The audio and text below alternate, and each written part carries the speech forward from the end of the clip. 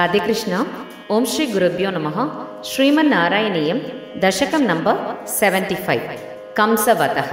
Tune सान्द्र। प्रादस्सन्त्रस्तभोज क्षितिपतिवचसा प्रस्तुते मल्लतूर्ये संगे राज्ञां च मञ्चान् अभिययुषिकते नन्दगोपेऽपि हर्म्यम् कंसे सौदादिरूढे त्वमपि सहबलस्सानुगश्चारुवेशो रङ्गद्वारं कतो भूः कुपितकुवलया पीठनागावलीढम्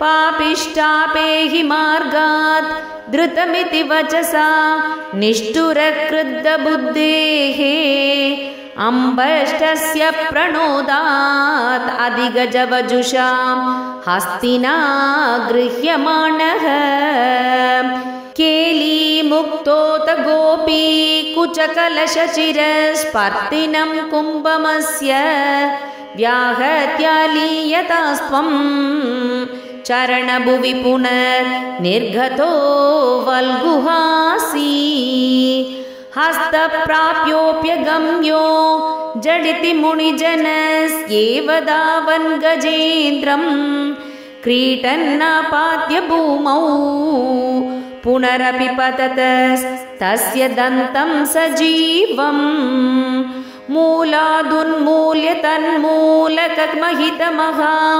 मौक्तिकान्यात्ममित्रे प्रादास्त्वं हारमेभिर्ललितविरचितं राधिकायै दिशेति गृह्णानं दन्तमंसे युतमतहलिना रङ्गमङ्गाविशन्तं त्वां मङ्गल्याङ्गभङ्गीरभसहृतमनो लोचना वीक्ष्य लोकाः हंहोदन्येनु नन्दो नहि नहि पशुपालाङ्गना नो यशोदा नो दन्येक्षणाः संस्त्रिजगति वयमेवेति सर्वे शशंसुः पूर्णं ब्रह्मैव साक्षात् निरवधि परमानन्द सान्द्रप्रकाशम् गोपेषु त्वं व्यलासीर्न खलु बहुजनैस्तावधावेति तो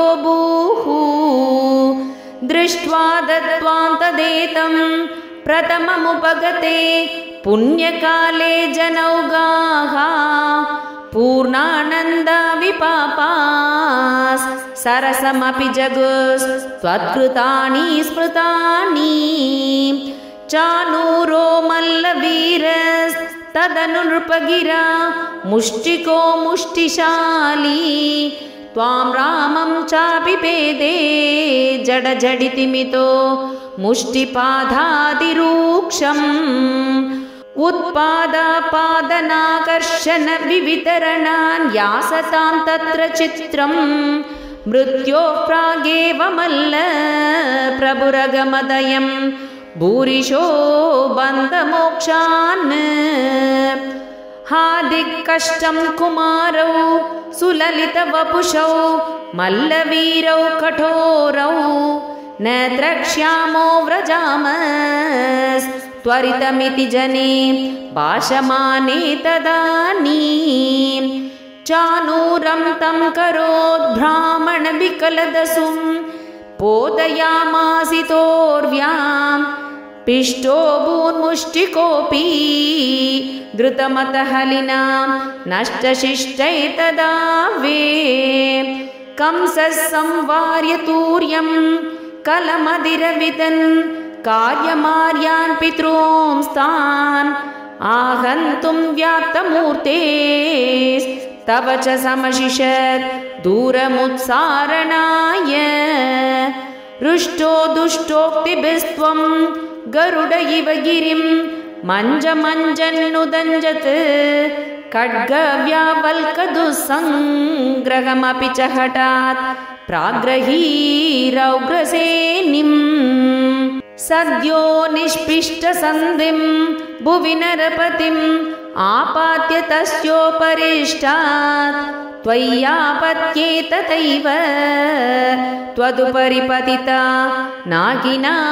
पुष्पवृष्टिः किं किं ब्रूमस्तदानीं सततमभिभिया त्वद्गदात्मा सभेजे सायुज्यं त्वद्वदोता परमपरमियं वासना कालनेमेः तत्प्रातॄनष्टभिष्ट्वा घृतमतपितरौ सन्नमन्नुग्रसेनं कृत्वा राजानमुच्चैर्यदुकुलमखिलं मोदयन् कामदानैः भक्तानामुत्तमं चोत्तममरगुरोर् आप्तनीतिं सकायं लब्ध्वा तुष्टो नगर्यां पवनपुरपते रुन्धि मे सर्वरोगान्।